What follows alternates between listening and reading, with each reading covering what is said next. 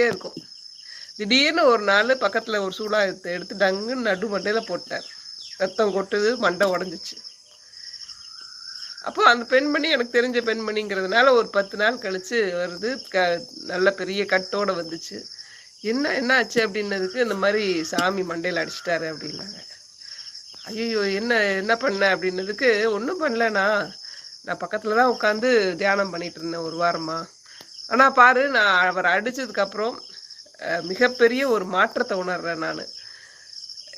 இப்போ என்னோட மூளையில் வந்து இப்போது தாட்ஸுங்கிறது எதுவுமே போகாத மாதிரி இருக்குது. ஒரு ஒரு உயர்ந்த நிலையில் இருக்கேன் நான் அதில் இருந்து அப்படின்னு சொன்னாங்க. எனக்கு ஆச்சரியமாக இருந்தது. மண்டையை உடச்சிட்டான்னு ஒன்று போலீஸில் போய் சொல்லாமல், அதில் வந்து நம்ம எதனால் அவர் அடித்தார், என்ன ஆச்சு நமக்குங்கிறத பற்றி அந்த அம்மா யோசிச்சிருக்கு பார்த்துறீங்களா?